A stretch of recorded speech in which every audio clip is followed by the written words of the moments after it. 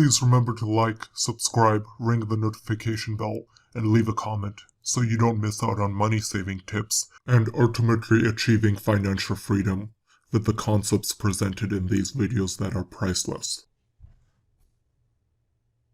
Hello and welcome back to another video. Today we're going to be talking about the Samsung Odyssey Neo G9. This is the flagship of the Samsung Odyssey computer monitor line.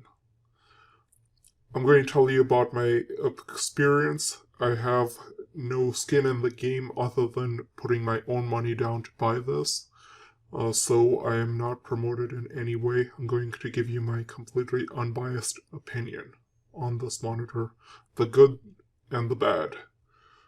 And there are plenty of both to go around. Safe to say I did a ton of research before putting down 2,000 plus on this monitor. So I'm going to talk a little bit about that research. I'm sure if you're in the market for this degree of monitor, you're doing a ton of your own research. So you've probably seen and watched a lot of videos and read up a lot of information on it. I'll give you my take, and hopefully that will be much different from anyone else's that is out there. So first off, one very good site when you're looking at reviews for monitors is ratings.com. You can go in there and start looking for piecemealing things, like look for, press Control F, look for text clarity. This monitor happens to have 7.5 for text clarity. This is a VGA monitor, so they're not known for the most best text clarity. There are ways to correct some of this, and I will show you some of that later on in the video, but 7.5 I don't think is good enough for a $2,000 plus monitor. I think it's pretty ridiculous. In fact, this was probably the thing that bothered me the most early on, but I think I've gotten over a lot of it. And then let's come back up here. And for my purpose, I'm going to be using this a lot for office use, reading, and actual productivity tasks, as opposed to almost any gaming. I know this is a gaming monitor, it's built heavily on that platform, but I don't plan to use it very heavily in gaming by any means. I don't have a computer rig that would support it anyways. So let's go over to office use. 7.6, not too bad. Let's read their initial description of this thing. The Samsung Odyssey Neo G9 is a super ultra-wide gaming monitor with a 49-inch screen and 32:9 aspect ratio. It's an upgraded model of the Samsung Odyssey G9 that features many LED backlighting, allowing it to get brighter and have greater control over the local dimming. In fact, it has the best local dimming we've seen on any LED backlit monitor, as it rivals that of TVs and helps it display deep blacks. Since it's a gaming monitor, it has a high 240 Hz refresh rate with native support for FreeSync variable refresh rate VRR technology and G-Sync compatibility to reduce screen tearing. It's even future-proof, as it has HDMI 2.1 input, so you can take full advantage of the next-gen gaming consoles or graphics cards. It delivers stunning picture quality in SDR, and the HDR experience has drastically improved with the latest firmware update. Now let's look at their verdict.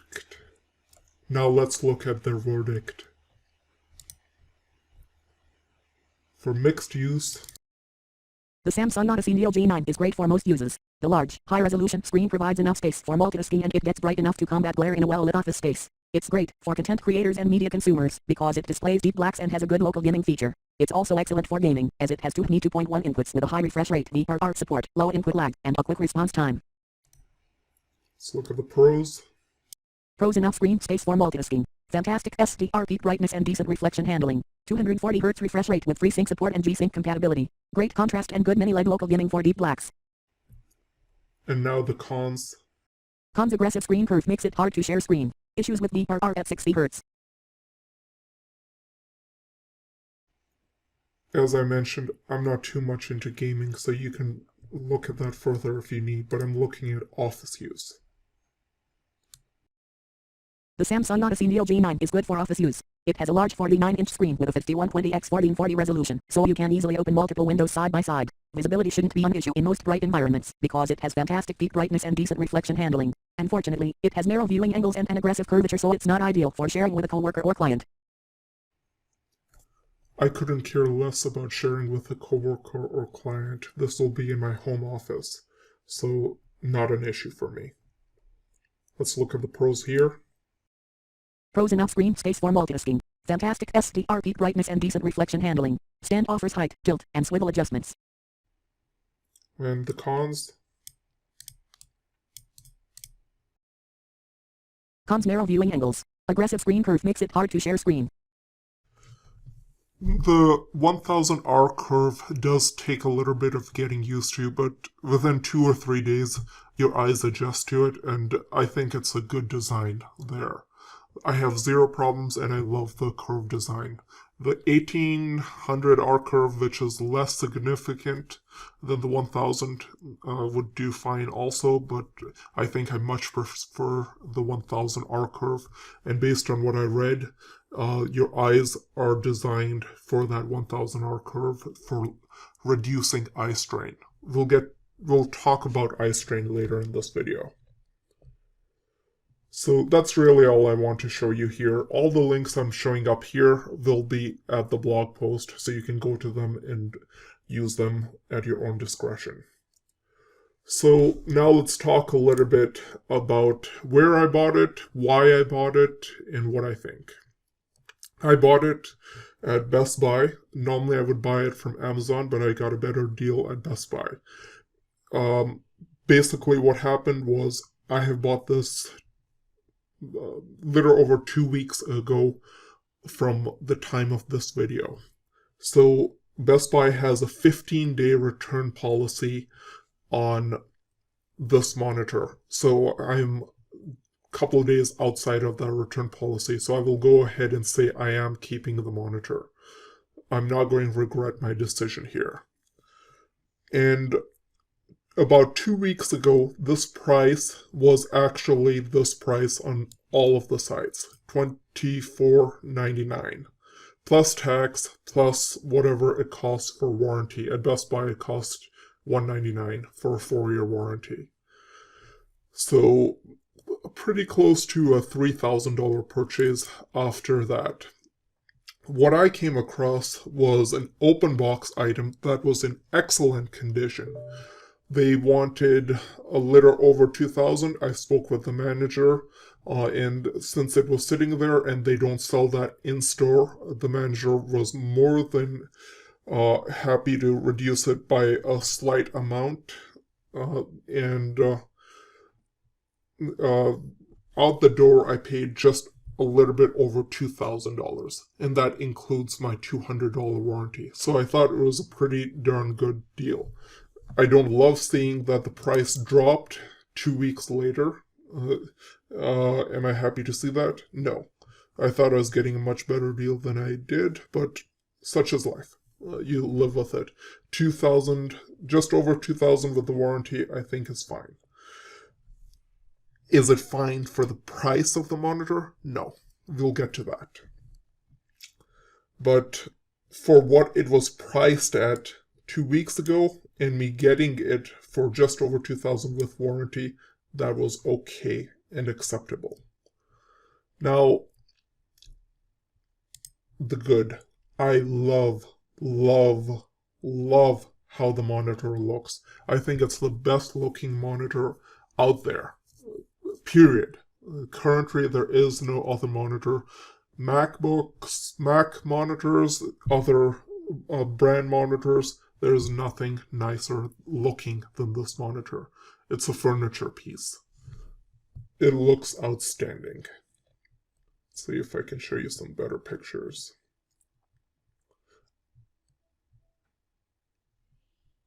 I love this. I believe they call it infinity lighting. I may be mistaken about that, but you can set it to the lighting that is showing up on your screen at that moment. So if I was using a brighter background, or if I was watching a movie that had vibrant colors, those are somewhat reflected in this sense. It will change to those style colorings. That's awesome. It works fine for me because on my desk it faces the door, so anyone coming in will see the back of the monitor and be able to see the lighting. For a lot of you people out there, you're going to be facing the monitor to a wall, so it would make no sense that you're looking at this as a furniture piece or a piece that really complements your office space. But I like looking at the monitor, period. Now, do I think $2,199 plus $200 for warranty, which is a must? If you're spending this type of money on these monitors that you know can and likely will go bad, you should be spending that extra $200 for that 4-year protection plan. Not 3 years, 4 years. I did not stutter. Get the best possible protection plan you can. So, no. Plain and simple. Love the looks of the monitor. Is it worth $2,199 even after that price drop from $2,499? No. Definitely no.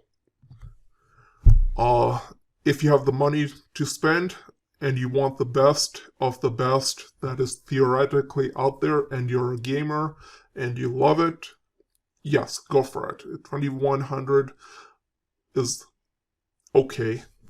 This one has a 1 millisecond response rate. I can show you real quick. If we come in, go down to specifications. This is just the best out of the best. 5120 by 1440, 1 millisecond response rate, 49-inch, top of the line in terms of specifications.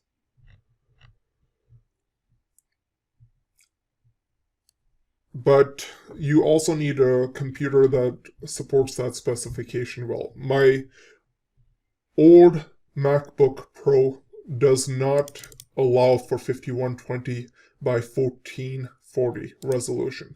As you can see on this screen right here, this is the monitor in question. I have a maximum allowed resolution of 3840 by 1080. I don't see anything beyond that. I did a lot of research and realized my graphics card just does not support it.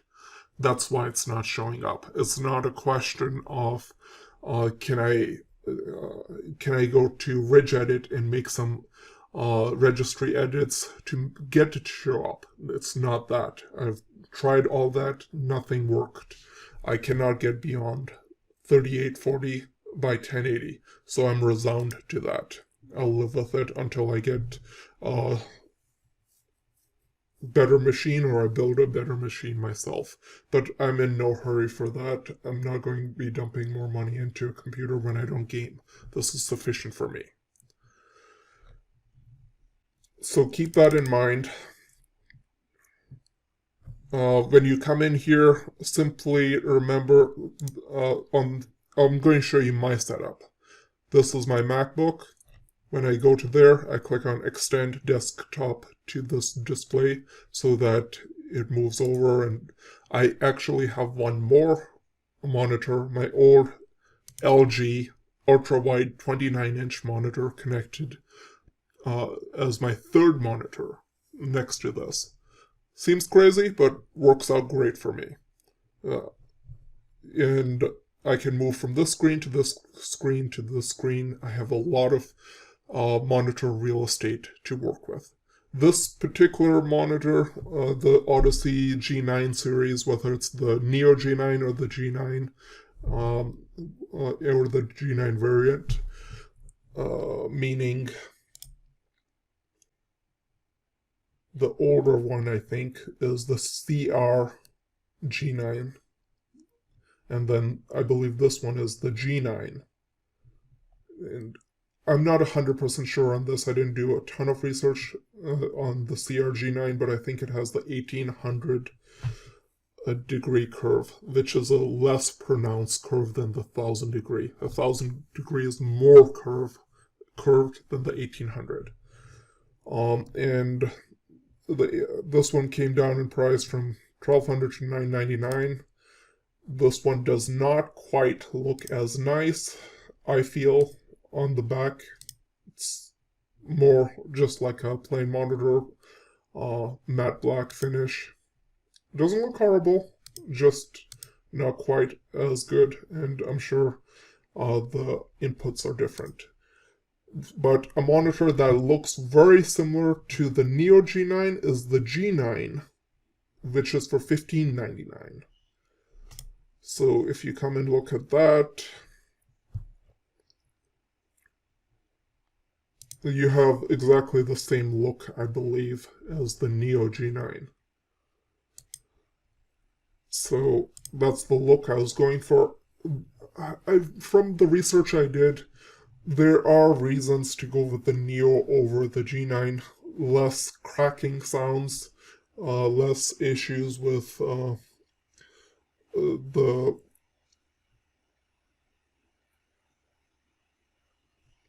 less issues with the white bleed or light bleeding on the corners, or maybe no issues with the light bleeding on the corners.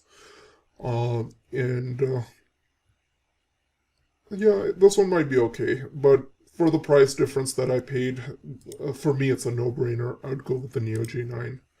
For the price difference you'll be paying when you're not buying an open box, then it could make a big difference. I'll have links to all of this so you can click them and make up your own decision. Amazon is a great place to buy. Their return policy is outstanding, and I feel like I have to deal with less stuff at Amazon if I'm returning than Best Buy, but I do love Best Buy's Geek Squad protection. So I've never had to return or warranty out such a large item. I don't know how that will work out on Amazon's. So the simple truth is I don't know there. With Best Buy Geek Squad protection, I'm far more comfortable there. That isn't to say I wouldn't recommend you using Amazon to buy this. I think it'll be perfectly fine. I would be very cautious if you're buying a used item on Amazon, because their return policy is next to nothing as far as I can tell. Like maybe 90 days or something. But I don't think they offer even additional protection on open box or refurbished items. So take that as you will. I wouldn't do that if I were you. So basically, I think those are your three choices. The granddaddy of them all is the Neo G9. Do I think it's that much different than the G9? I haven't used the G9, but from what I can tell, except for the light bleed issues, and there are issues in weight considerations and possibly input considerations, I'm not 100% sure it should nearly be that much of a price discrepancy there. So this is the G9. Let's look at that. And specification-wise, we still have the 240 Hertz, we still have the display rate, we still have the 1 millisecond. On paper, it doesn't seem that much different from the reviews I read. There might be some minor improvements on the Neo G9 that make it worth it, such as it not making that crackling sound that people complain about when pieces of plastic contract due to temperature. I don't see that much of a difference, at least from spec-wise, but I can't give you an accurate assessment of the G9 as I don't own it. But we could do something very simple like this, and this. Now let's do it the other way. Let's put G9. The G9 first, Neo G9, and this older one there. Let's hit compare.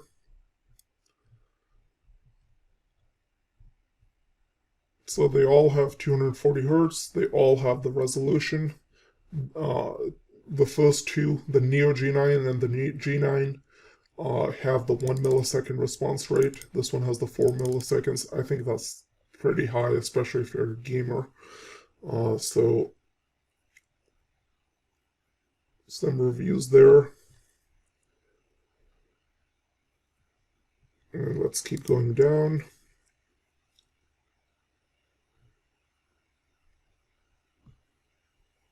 They're all 49-inch. Some differences here. This one has 2 HDMI inputs. This one only has 1 HDMI input. I don't think that's a huge deal.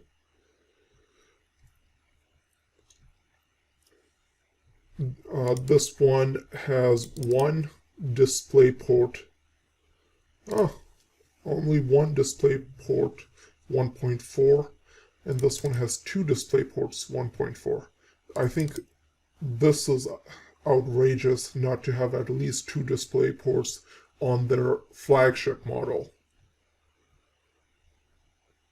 On the Neo G9, that's ridiculously low. One reason I say that is initially when I was looking at this, I was only using the supplied HDMI cable. The supplied HDMI cable does not, at least in my condition, did not get up to 240 Hertz. It only made it up to, I think, 120 Hertz. And it does not make, it will only ever make it to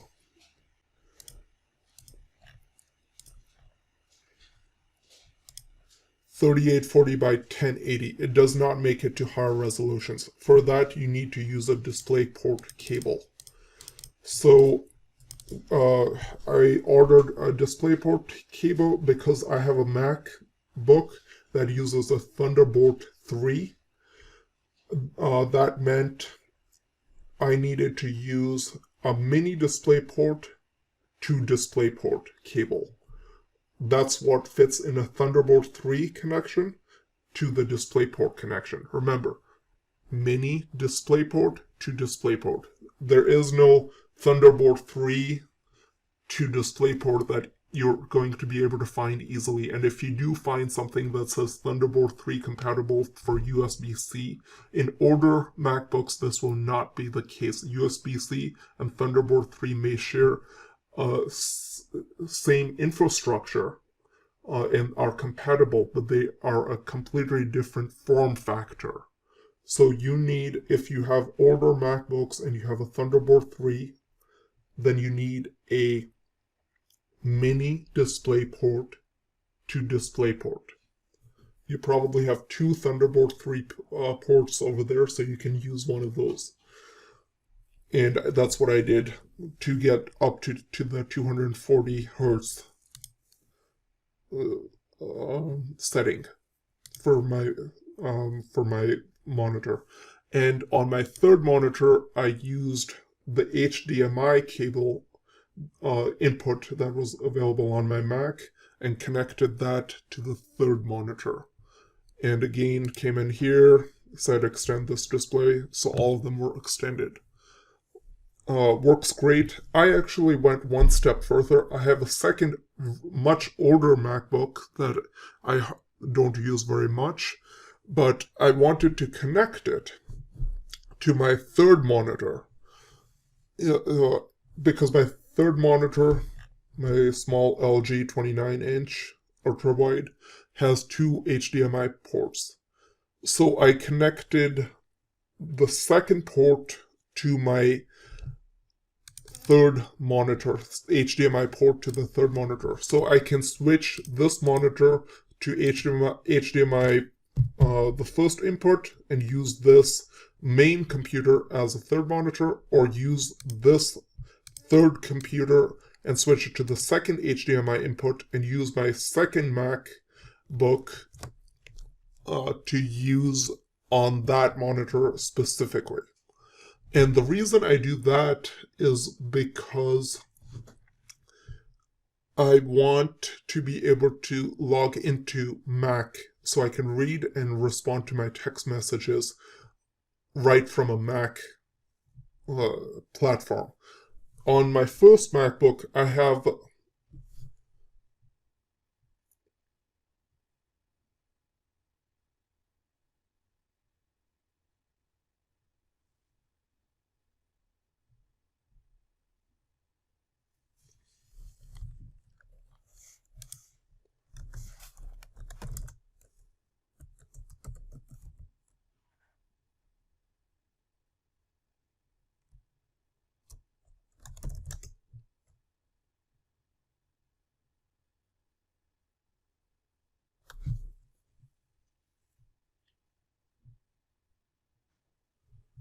On my first MacBook, I have it set so that it boots into a Windows operating system because I use Windows primarily for all my work. And it's easier for me. But Mac does not allow you to easily have text messaging sent from your Windows box. So to resolve that issue, I just use my third monitor for Mac sometimes when I need it. When I don't need it, I just use it as an extended monitor here. And I do this in a very clever fashion, if I say so myself. I use only one keyboard and one mouse, and when I move my mouse from here to here, and if I'm on the HDMI 2 for pointing at the Mac, then it will automatically drag over the mouse here, and the keyboard functionality will work here. When I drag the mouse back here, then the mouse and keyboard functionality will work in Windows. And the way I do this is through using a Logitech K860 keyboard with a Logitech ergonomic mouse that are capable with flow control. So they are these ones. So this is the K860, I believe. Yeah, K860. And the mouse I like to use is this Logitech Ergo mouse. They have several mice that are capable of flow control. So if you wanted to switch between monitors, then you could click this button, but I don't even need to click the button. As soon as I flow to the edge, it will start working. When I flow back to the other edge, it will start working. If I use this button specifically, then it will switch to that other monitor. But it will not flow the keyboard if I use just the button. If I want to just use the keyboard or flow with the keyboard, then I need to use these buttons up here. You see that 1, 2, and 3 above the insert home and page up? Those are 3 inputs you can use for this keyboard. So if you wanted a third input for the keyboard for maybe your iPad or something, you could hook that up there. So very cool approach. And why am I telling you all this? I'm telling you all this because you just are thinking about spending $2,000 plus on a monitor. You might as well spend another 100, 200 more bucks and get everything done correctly so that you can be happy with it. So, all right, that's that. I'll leave a link to the price and the Neo G9. I will leave a link to the G9 as well and the older model, and you guys can make up your own mind which one you want. Read through the reviews. That's always useful. And yeah, I don't regret my decision. I love how this monitor looks. As a piece of furniture. I love how this monitor looks as a piece of furniture. Let me be very specific there. It's gorgeous. Simple as that. I wanted this in my office. I bought it. Are you going to regret your decision when you spend 2,000 plus and you finally realize it's a monitor? Perhaps, perhaps not. Depends on the type of person you are. So, as I mentioned before at the onset of this review, I bought this as an open box. So the first thing I did was come to this site. Even if you buy a brand new monitor, you need to come to this site. Again, all of the links will be in the blog post. Go to the description to get to the blog post. Dead pixel check. So come in here, hit start test, and look everywhere. When you're done looking, move your mouse, make sure it's not underneath your mouse. And hit the right arrow button. Oh, actually, just press on the mouse once. Again, move your mouse, make sure it's not there. Check under different colors to make sure you have no dead pixels. Definitely check on the white one. Check on the black one for sure. Look for a little white pixel somewhere in there. I don't think Samsung considers a couple bad pixels to be an issue. And I don't even think they warranty it for a couple bad pixels. But if you're in your return period, you can still return your monitor. Red. Yeah, green. Safe to say, I looked pretty carefully. I found no dead pixels. And then hit escape again, come back to the site. Yeah, so it was fine. The biggest problem I ran into with the monitor is text clarity and eye strain. So I looked for other people who might have been having eye strain issues, and I came across probably the exact eye strain problem I'm having.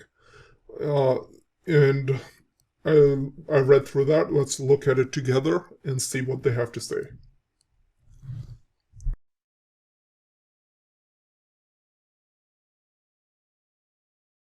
Text and productivity on Samsung Odyssey G9. For those with a G9, how is text clarity? I plan to use this monitor for work, email, documents, etc. as much as I do gaming. I currently have a 32 inches 4K Samsung and text is really clear/sharp. My concern is the drop in Q will result in a noticeable decrease in clarity. As an example, I recently was using a 1080p 15 inches laptop and the text was super jaggy. I assume the G9 is much better than the laptop. Shia.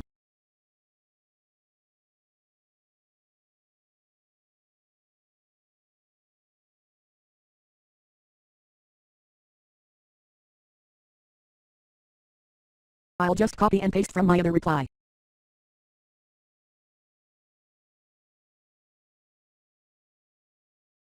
It's definitely not as sharp as externals. I have both the LG 38G L950 and the Odyssey G9 in front of me, and one of the reasons I might return the G9 is due to text clarity. It'll likely be less noticeable when not compared side by side, but it definitely causes a bit of an eye strain when looking at text on the G9. The A panels are just not known for their text sharpness. You can't see a comparison of both here. https://hinder.com/a/growauth3. It looks worse in person. I think earlier in the video I had said VGA panel. It's actually a VA panel. I wouldn't be the right person to expound on that at the moment. But to keep this in mind. But more to my point, look at this one.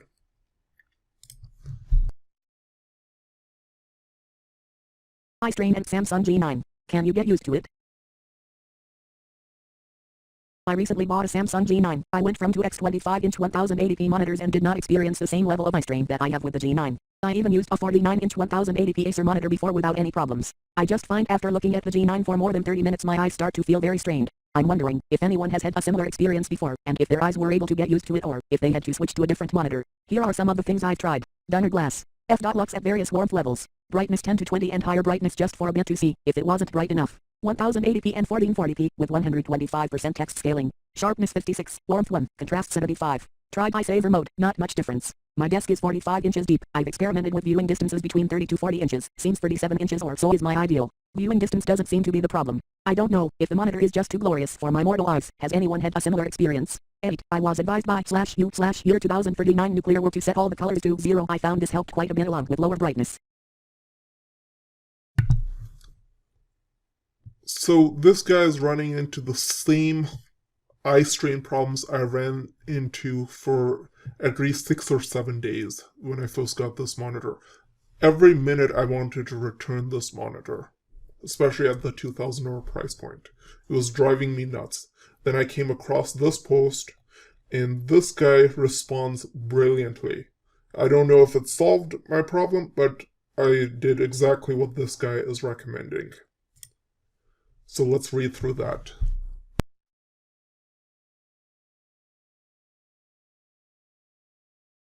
Use dark mode for literally everything. Your phone, laptop, and especially a big boy like the G9. Also, the brightness is way too high out of the box. I use mine at 7 with the sRGB profile, which is the equivalent of about 100 nits. What SDR content is mastered to, but you can turn up the brightness a bit if you have too much ambient light. Think about it, if you're not using dark mode, then the experience is exactly the same as staring at a light bulb, and you don't stare at light bulbs on purpose, do you? With a monitor like the G9, this is even more true, because the surface area is so big. Use a dark wallpaper, or no wallpaper at all, which is what I do, and turn on dark mode for everything. There is even a dark mode extension for Chrome, called Dark Reader. Here are some of the things I've tried. Done or glass. Don't bother, use dark mode instead. The problem is staring at too much light in the first place. A piece of glass isn't going to solve that. F.lux at various warmth levels. Useless. The only thing that does is send your calibration to hell, and doesn't deal with the underlying issue that you're staring at your monitor, as if it's a light bulb. Paper being white is completely fine, because we're only using reflected ambient light to read, so it won't ever cause eye strain. The same cannot be said for a monitor, which emits its own light. Brightness 10 to 20 and higher brightness just for a bit to see if it wasn't bright enough. 7 is what its content is mastered at 100 nits, but feel free to turn it up as needed if you have too much ambient light. It's a perfectly valid way of dealing with ambient light, and doesn't mess with the monitor's calibration. Staring at a phone using light mode is bad enough, but on something with as big a surface area as the G9, the amount of light you stare at is exponentially higher, so stop doing that, and use dark mode on every device you have. Another thing to consider is that your eyes are always adjusted to ambient light, so adjust your content and brightness accordingly. Staring at a notepad or Excel sheet that is much brighter than your ambient light will always cause eye strain. Same goes for web pages. TL Doctor, a setup like mine will result in 0 eye strain. As I stated, I think this person responds brilliantly. My current settings are set to exactly what this person is saying. Let me check them. So if you come down to picture, mine is set to sRGB for picture mode, and for my brightness it's set to a whopping 7. Yes, that's 7 out of 100, so I brought it down significantly as this person advised. I had also tried inside picture mode. There's something called eye saver mode, and I had tried that as well, and initially I thought it was pretty good. I had tried it on low eye saver mode. When you have that turned on, you can't adjust any brightness and some other settings, so that takes precedence. When you are setting it to picture mode of sRGB, you cannot set the eye saver mode, so it's one or the other. You can't choose both. So yeah, initially I had thought the eye saver mode was quite good. That was for maybe couple hours on the first day, and my eyes still felt extremely strained. Couldn't figure it out, did tons of research, came across that article, set it to a brightness of 7 with sRGB. Yeah, the colors look a bit dull, maybe, on some things, but it looks fine to me in terms of what I need and what I needed for productivity. So that's where that's at. Very good write-up. Kudos to this person for spending the time to respond. Again, the link will be in the blog post. You can read other links and what ultimately this person decided to do. So what I did was I enabled dark mode for everything. First, inside Windows, go into settings, click on color, go into choose your default app mode. I choose dark. Works good. I'll leave links to all of these links that are showing at the top here inside the blog post. These are not my pages. Someone else wrote on it in this particular case from this site and from other sites. So go out, check them out, see how they work for you. Then after that, I went into Microsoft Word and I clicked Open Word, select File, click on the account, select the theme from the drop-down, see over here, and press Dark. Whenever System is an option in any of the apps, I would recommend choosing System. If you set it to that, it will take precedence from the system setting that you had set in the link before this. Then in here, Chrome still wasn't behaving the way I wanted it to, even though that was set. So I had to use this article, go into a Chrome browser, and type this in. Chrome : // hash enable force dark. And then you come over here, you set it to enable, the instructions are right here.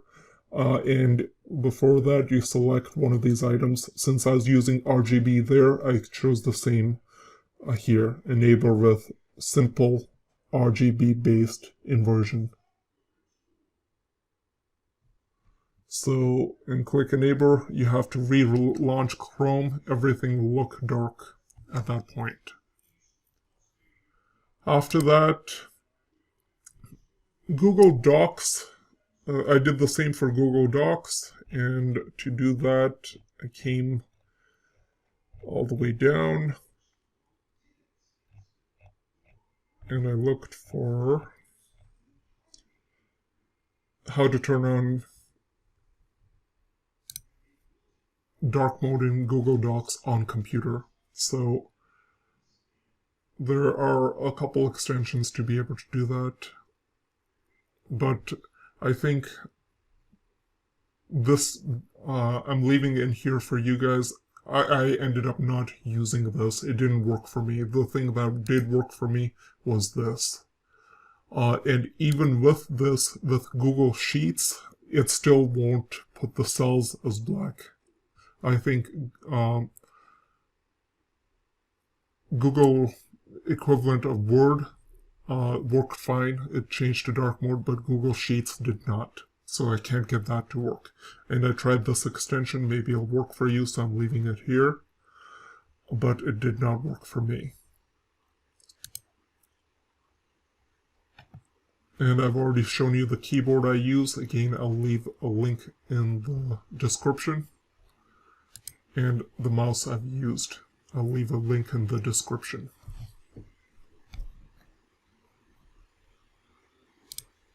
I cannot say enough good things about this Logitech mouse and keyboard. I did use the previous iteration of this mouse before. The previous version, I have 3 of those. One for the office, and one for the house that went bad, and then another one for the house after the first one went bad. The old iteration of this mouse has a problem where the micro switch, I think, on the right mouse button goes bad. And if you're good at soldering, they sell them on eBay for like $1 or $2 for the micro switches. You would need your own soldering equipment, and you could probably fix it.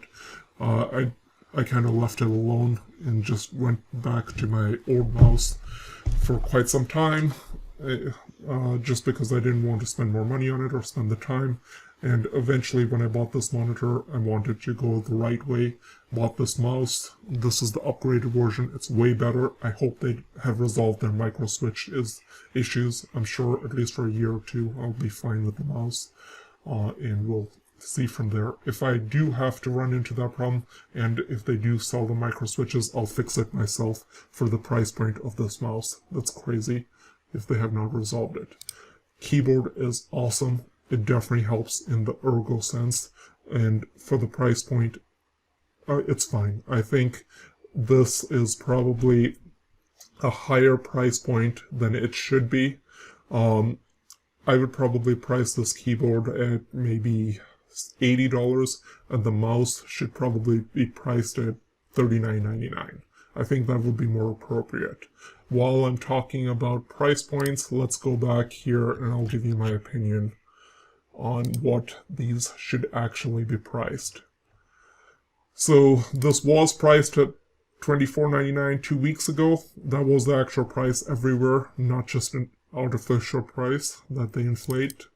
I had bought it for just over $2,000 with the warranty, which I guess I'm happy with. I'm going to keep it, as I've stated. This price for the Neo G9, if I was Samsung, I would have set this price at $9.99 to at most $11.99. $9.99 would be the right price point for this. The G9 set it maybe $100, $200 lower at $8.99 to $7.99, and this is probably their base model or their oldest model. I would set this at $4.99, and the reason for those prices, and the only reason for those prices, is because these are curved 49-inch displays. You might think my prices are crazy. Maybe, maybe not. That's where I price them. If I was them, I see why they don't price it at that point. But just because people don't buy monitors often doesn't mean they should be price gouging for a monitor that is, I think, 1,000,000 pixels less than a 4K monitor that's not this widescreen. And to add insult to injury, Samsung doesn't, at this price point, they don't even add speakers to the monitor. Ridiculous. Even basic speakers. I'm not trying to knock the company. This is an honest review. The outside of the monitor is outstanding. The nicest one I've ever seen. It's simply a furniture piece. Inside, it's a big monitor. I didn't want the bezel. I'm paying for it. And bezel in the middle, I mean, of putting two 27-inch monitors side by side. And I'm paying the premium for that. Is it worth it for you? You be the judge. Maybe. If you want an outstanding looking monitor in your office, go for it. If not, maybe consider something else. The last thing I'm going to put in this video as a finer wrap up to this would be, I started off at a firmware for this monitor at 1006.1, and that one had issues with the monitor not waking up. I did a firmware update, and the way you do that is you take a thumb drive, take any thumb drive. I don't think mine was USB 3 by any means. I just took what I had around. I dumped the stuff from the thumb drive to the desktop so I'd save it there for later. I right-clicked on that thumb drive and I clicked format. I formatted it in FAT32 and did a quick format. It was done in a second. Then I went out to the Samsung website and grabbed the latest firmware. At the time of this video, that firmware is 1008.0. And that seemed to have resolved the issue of the monitor not waking up. The only thing I could get it to do to wake it up was restart the computer and then wake up. Again, they're working out, or have worked out, probably a number of bugs since the inception of this monitor. It's just not priced right, in my opinion.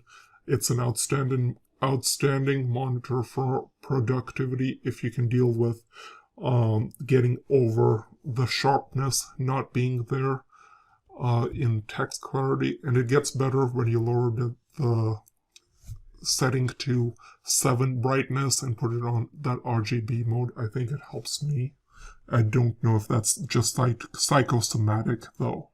But I'm going to keep it. I'm going to use it.